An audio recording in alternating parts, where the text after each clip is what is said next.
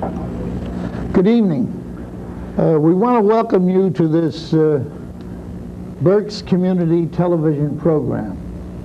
Sometime back you may have seen me on TV here. My name is Bart Amendola, and I represent an organization called the Hot Stovers, the Reading Hot Stovers. We're interested in recognizing and helping others to promote baseball in Berks County at the sandlot level. And I'm talking now about kids that are 8 years of age, youngsters who actually in age level go through the Legion level.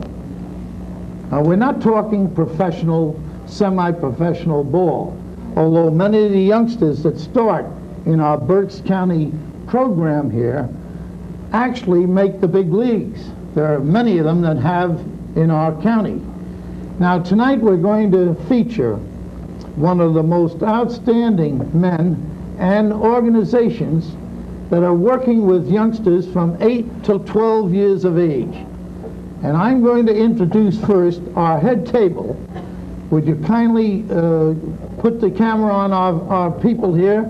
Commissioner Charlie Noll is our commissioner tonight, and he'll pull this program together after I introduce this table. Our next man is the president of the Reading Hot Stovers, and that's Tom Miller Sr. And he will have a little part in this program, a very small part. Actually, it's our group under Tom's leadership that is sponsoring these programs about once a month.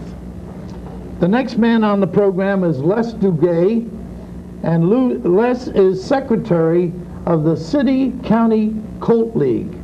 Charlie Noll, you recall, Charlie Noll back here is the commissioner of that league, and Les does the secretarial work for the entire league. The next man I'm going to introduce to you tonight is Pete Archie. Now Pete has a very, very important part in the program, and he'll present another part of their particular efforts in working with the kids at the sandlot level.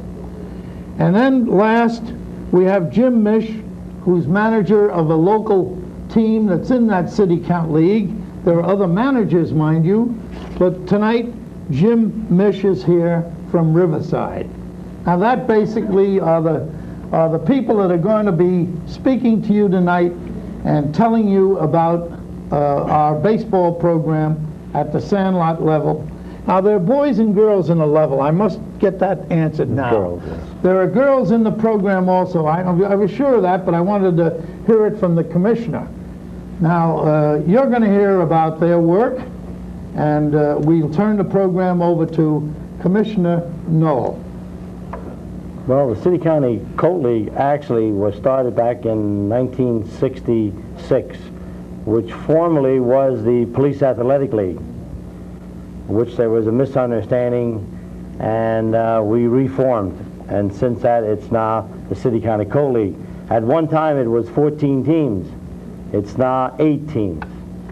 And the 8 teams in the league are, besides Northwest and Riverside and Millmont and Boo Boos and East Ends and Hillside and Northwest Spartans. And at one time, St. Joseph's was in this league. Originally, the league was in trouble with PAL, and naturally, like I said before, they just kicked us out. And naturally, but our program, we feel, is just as good as any program in Berks County. We're here to help the kids, keep the kids off the street, and try to promote baseball by giving them awards and having banquets, which one of the gentlemen here will explain to you. And that's why I prefer to have 3 other gentlemen here this evening. But the City-County Colt League is, like I said, goes back to 1966. And I thought maybe we could let Les Duguay and Mr. Archie and Mr. Mitch say some words. Pete is vice president of the Colt League. Charlie Kutrost is president of the Colt League, and he's leaving the league this year after 16 years with Northwest Spartans. So, Les? Yeah, but do you want to talk about the... Yeah. The baseball program itself? Well, what we have is what you more or less said there. We have, this year we have 7 teams in our program. And we have boys from 8 to 12 years of age. We have some rules there to follow with that. We have such as, we can only allow 6 12-year-olds on the program, which creates somewhat, you know, as far as a limit on the team as far as kids there. What we would like to have is some other teams from other programs coming into this league too, you know.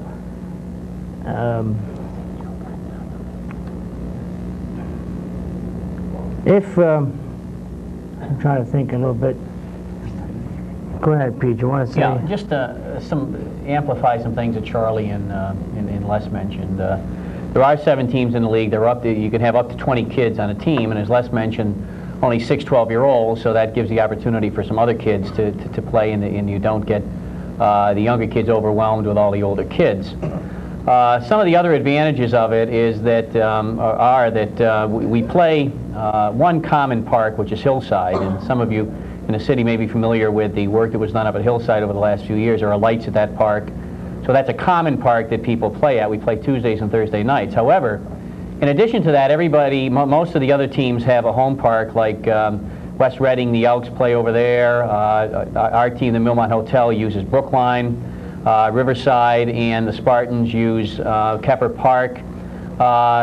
And 10th and South is also used by Boo Boo. So it's a nice variety. We have one common park, and at the same time, the kids have to move around. They have to play at different fields. And that is something that you don't see in a lot of leagues now, where the kids do get the opportunity and the challenge to play somewhere else. The other thing that's very important is we're very lucky to have sponsors, and as Les mentioned, we'd like to have more teams in the league because it is difficult to get sponsors, but we have a wide variety of groups and organizations and companies that do provide sponsorship to the league. For example, Boo Boo's, which is owned by Eddie Leonard Jack, Millmont Hotel. Les is involved with the Northwest Association, as is Jim Mish, which is a association for that northeast part of the city, and they do a really fine job. The Elks are involved. Hillside Playground is involved with their association. So there's a nice East Ends, another community-based organization. So there's a lot of good opportunity for it, and for the kids to get an opportunity. Just one additional thing. I think it was mentioned earlier, the kids tend to move on, many of them. Some don't play ball again after, for whatever reason. Some of them move on to the junior league, which is 13 to 15. They go on to Legion ball, maybe. Some of the kids are playing college ball. Just for example, with two youngsters that played with our team back 8 years ago when I first started.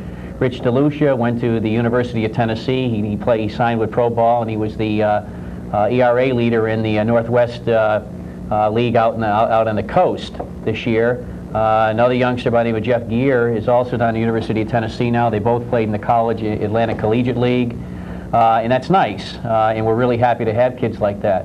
But probably even more importantly are the kids that don't have a lot of skills, don't go on to excel anywhere else, but just like the opportunity to have some fun and to play a little bit before the age of 12. And when you see some of those kids come into the programs, and they really need a lot of work, and they work at it, and they become pretty decent players for the age of 12, that's the kind of opportunity you're glad people had. So that's just somewhat overview with the league and with some of the things that are done. Next one is Jim Mish, manager of the team. Basically, our function as managers and the coaches that we have with us are to bring these 8 to 12-year-old boys into the program and go over fundamentals with them, try and teach them as many fundamentals as we can to get them ready to go into the junior high level. We provide the junior highs in all areas in Berks County here with players. We have quite a few players going up into these junior high programs and on through to the senior high programs, like Pete said. This takes a lot of help. We have good coaches that stand by the program, and really help out and teach these kids many things that they have to learn at a young age bracket. Charlie? The City County Colt League also has, at the end of the season, a banquet of which they give out plaques, which at the end of the program they'll show you. The plaques they give the boys, with the team pictures on, they get all kind of awards which are presented at a banquet at the Goodwill Fire Company in Hyde Park. The organization itself is strong as far as I'm concerned. I think the booklet is on the camera right now. That's a program book that we put out, which where some of our funds really come from, which we thank as officers of the Colt League, thank all the sponsors for contributing all these years. And that booklet, incidentally, happens to be the 21st year. This is my 30th year that I've been involved, and actually I have a very cooperative family at home who helps me a lot, my wife and my daughter. But the organization that follows the Colt League, where these boys leave, is the Junior League, like Mr. Archie told you. The boys, after they turn 13, they go to the Junior League, which is another strong league. There one time we had 14 teams in that league, but that league will come later. Tonight it's the Colt League. But it's one of these organizations which we feel is just as good. We are looking for teams. If anybody's interested, they could contact me, or if they know less, I've been contacted by another organization already to put a team in both leagues for next year. So next year we will have another team in both leagues. But we feel we have a good team. We feel we have a good league. It's as strong as any league in Berks County, I think. The kids have a playoff. They play at MTA for the All-Stars. 2 years ago we started a 10-year-old bracket and a 12-year-old bracket, and the kids enjoyed that out there under the lights. We've been playing at the stadium, but they had to bring the bases in, and we couldn't get an open date. But now we go to the Mighty Mite field. We also have our playoffs over there. Bart? Can I ask a question of you, Charlie? How many actual games do they play? Do they play during June and July, or when do they play, Charlie? June and July. June and July? August. And also go into August. Right. About how many games will that one team play? 14. There's 17. Play 12. There's about 17 games. Well, kind of playoffs and everything. This could be close. And to that 17, includes the yeah. playoffs. How many games in the playoff? Do you have three out of 5, or 2 out of 3 in the playoff? Well, they play the first 4 teams. 1 plays 4 and 2 plays 3, 1 game. Then it's the best of 3. I see. They eliminate that way. Right. We play during the season. Actually, the season the last couple of years has begun late in May, so that there can be some time off. I guess 4th of July weekend primarily, and that's worked out pretty well. And then for rain dates, as Jim mentioned, it can go all the way into probably the first week of August. I think is really where the playoffs end. And we play Tuesdays and Thursday nights usually. Tuesdays and Thursdays at different parks. Very good. Can I interrupt a moment? We do have a home viewer. Would that home viewer please come in? Good evening. Good evening. Hello. Good evening. Hello, come Hello. on in. We Yeah, hear good you. evening. Good evening. Yes. Yes? Yeah, we hear you. Come in. Okay. There's something that's, for many years, has been very disconcerting about baseball in the city of Reading. It is this. We have 2 Legion programs. We have a Junior Legion. We have a Junior League. And probably next year they'll probably be starting a Senior Babe Ruth in Reading. You have a City County Colt League. You have many different leagues. Competition, is fine and well, but when competition goes against the spirit of the game, I think what happens is we don't come up with a program that comes up to the caliber of Boyertown, Ole.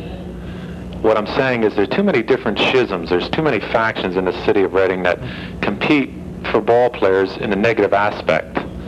I think if we're gonna have a good baseball program, we needed a program that doesn't, and I'm not accusing any organization of this. I don't want to do that. But you don't want any organization to have cliques. You want organizations to have privy to certain things and say, well,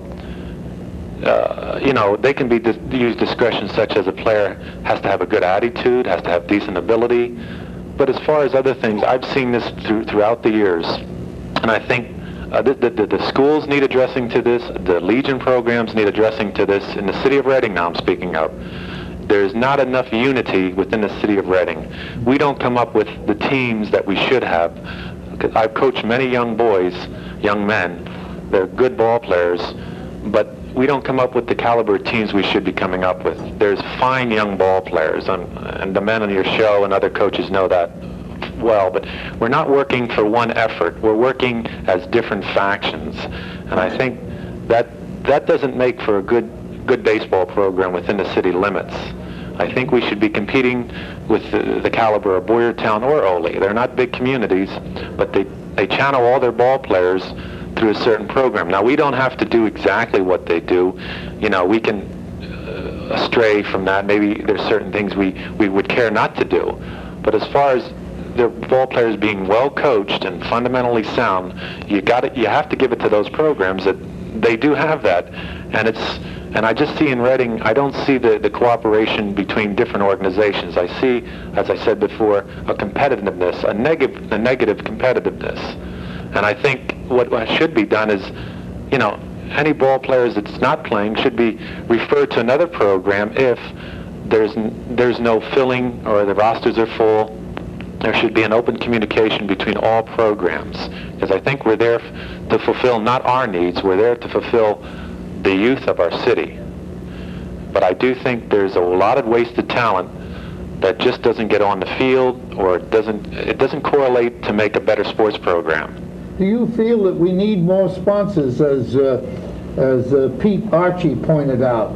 He's looking for more organizations or businesses or concerns in Reading who are willing to say, I'd like to sponsor one of these teams, so that we can help these great leaders, these men that are on the field every day working with these kids, just as you said you are doing somewhere. I don't know where you are doing it, but and how to achieve what you wanted to achieve. You'd have to come up with some answers. Do you have a suggestion? Maybe Pete has. Let me comment on that, because I think you raise a number of issues. Number one is winning. Number two is developing a program with some continuity all the way up through the ladder. Third one is an opportunity for people for kids to play. You mentioned Legion ball, for example. You know, some of our kids go up and play Legion ball in the city. Some of them go. My team is over the Brookline area where I used to live, and they're still there. So I get a lot of kids from the Shillington area in our league. But a lot of them play Legion ball over there. Let me take the Legion example in the city. There are a lot of people who feel that, well, let's compete with Boyertown, let's put one club together rather than two. Well, I frankly don't support that, because I think two clubs gives more kids the opportunity to play ball. Now, whether they excel or whether those clubs are managed as well as somebody would like to say, that may be a different issue. But I think you got to begin on the basis that the more opportunity for kids to play, the better. And I think that is something that's occurring in the city. Rising Sun has a baseball program. You know, you mentioned a lot of leagues. Babe Ruth also, there's a Babe Ruth League, 13 to 15 in this area also. So there's a lot of opportunity. Little League, affiliated with Little League International, is now available in the city for a lot of kids who didn't have an opportunity to play ball before. That has had some impact on our league with the number of teams in it. And there's some concern with that. However, overall, with more kids playing ball, that's a better issue than having a lot of clubs excel. A final item is, as far as Jim mentioned, and I think the people on this program and just about everybody in our league feels, I'm in this, for example, and I started 8 years ago when my own kids were playing ball. I stayed in it after my kids were out, as most of the people here, because I think it's good for me. I enjoy it. It's a change of pace for me from what I do for a living. But more importantly, I think that you need some people who are willing to teach fundamentals, as Jim mentioned, at this age. Give kids an opportunity to play ball, because you can give them all the books you want, and you can do anything, and you can instruct them sitting on the bench and everything. The only way a kid's going to learn how to play ball is if he plays ball. No substitute for that. One of the concerns I have with all the sports in this county or anywhere else, particularly as kids move along, is that people are playing in baseball 9, 10, 11 kids. They're not playing a lot of kids, and the kids don't want to play anymore because they're not getting the opportunity to play. And you know, I've always explained maybe kids are smarter than we were. When we were, 20 years ago, the kids would say, well, you can wait a couple of years and you get your opportunity. Kids now say, why do I go to practice all summer long if I'm not getting a shot at playing? They're right. So, it's all of those kinds of things. But, I mean, if I've got a choice between winning first and getting kids an opportunity to play and learn something, I'll take playing and learning something. That doesn't say I don't want to win. Am I still on? Sure. Let me comment on something. What I'm speaking of is, I'll be direct, Junior Legion and Legion. Junior Legion goes by a population of 20,000. Legion goes by a population of 40,000. Now, in the city of Reading, there's one Junior Legion team. Now, there could be 3 more Junior Legions teams. Now, when we say Junior Legion, people get it confused with Junior League, which you're speaking of before. What I'm saying, though, is the Junior Legion program, and I'm partially involved with that, is the same as a Boyertown Ole League, West Lawn Exeter. It's the best, I think it's the best league in the state. Boyertown 3 years in a row has taken #1, and I think West Lawn not this year, but the past 2 years has taken #2 out of the whole state of Pennsylvania. That's a very sound program. That speaks a lot, for the caliber of ball player plus the coaching that goes into that league. And what I'm trying to stress the fact is that there has to be a way that good ball players, and when you get to be about 16 or 18, it's no more spoon feeding. It's you want to play the game and you enjoy to play it and you like to play it and whatever, okay?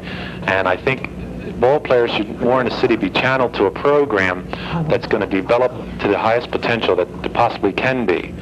And I think with competing factions, and I do see it, I see it at Reading High, I see it in Legion ball. Okay. I would like very much to cut in at the moment. Sir, when we started this program, we did allow you to speak freely. Okay. But what happened, we were talking tonight only about the 8 to 12s. We are going to have a future program, and if you would get in touch with me, Bart Amendola at 929-2803, I'd be glad to talk to you about it, and you can talk at that level. Okay. I didn't want to cut you off, I didn't want to be rude. This is an open program. But tonight's night is Charlie Noll's City County Colt League. Okay. And remember, it's 8 to 12. But will you be sure to call me? And I hope you don't think I'm being rude by cutting you off. I understand. We only have a few more minutes to go. Okay, thank Now, you. we have something to show. Right now, Charlie Noll, You're gonna say there's awards. a plaque. Is it Les going to do it? The Hot Stover Award. All right. Now, we told you that the Hot Stover has been recognizing outstanding ability in the community at a big banquet. We fill a ballroom. And as a result, tonight, Charlie Noll brought this in. We didn't know he had it. I knew he had received the award, but by gosh, he still got it. And Charlie, will you talk about that particular award? Well, I got that with Earl Fetterman back in 1967, I think it was. I was vice president of the Hot Stovers for 10 years. Right. And naturally there was a misunderstanding, and I stay with the kids now, strictly. I have nothing against the Hot Stovers. Great. But that's what that is. But I think let's get into the kids more. Les Duguay is going to explain the plaques, the other plaques there at the banquet. Les? Yeah. Well, to wrap it up, Go ahead. to wrap up the program there, at the end of our season, we have plaques we give out to the team that championship and the runner-up playoff. Do you have those here? Yeah, the Elks. Number 3. We have a plaque that has a photo in it and an award. And each of the boys in each team gets one of those plaques. That's for the championship team, and then we have one for a runner-up team at that. Then we have, like right here, we have some individual awards. There's four different individual awards. One is for most improved, one is for the leading hitter, one's for the most valuable player, and we have the Jack Portum Sportsmanship Award, recognizing Jack Portum that was quite involved with us many years ago. The other one's Millmont. And this is Millmont right here. This is the runner-up team we have this year. Those are nice mementos for kids. Right. They're much nicer than a trophy because the kids can look back 20 years and see who they played with and everything else. It's really nice Well, memento. very good. Our program is running short. We certainly are indebted to the commissioner and these wonderful leaders in our community who are helping the children to do this kind of work. I'd like very much to ask the president of the Hot Stovers, Tom Miller Sr., who's here tonight, to just mention some of the things that we are doing this year for our banquet that's coming up in January. Well, Bart, to start with, it's gratifying to see what some of our past efforts have helped to do, because in years past the Hot Stovers have helped contribute financially to some of the efforts that Charlie and his helpers here have done. This year, as usual, we're planning a very big banquet the latter part of January, and we'll have again some very outstanding speakers, some of the big names in baseball. As you know, in the past we've had a lot of big names. A lot of them are in the record books right now. That some that I can think of offhand is Mike Schmidt and Johnny Bench, you name them, and we've had them. On the screen is our program book, and I'd like to invite anybody that might be interested in placing an ad in our booklet for our upcoming banquet to contact our membership chairman, Jack O'Reilly. Jack's place of business is out on the 5th Street Highway. I'm sure you've all passed his tuxedo place. Jack will take and give you all the information you need to place an ad in our program book. And thank you very much for your time, and also the studio here for having us this evening. Very good. Now, I want to make sure that you understand this. Look for us.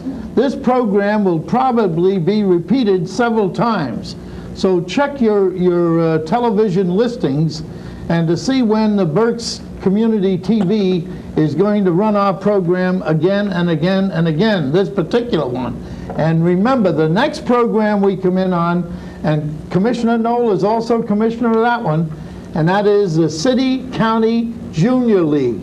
That's a certain age bracket. What is that bracket, Charlie? 13 to 15. 13 to 15. So we'll entertain your calls at that time at that level. Thank you very much. Goodbye.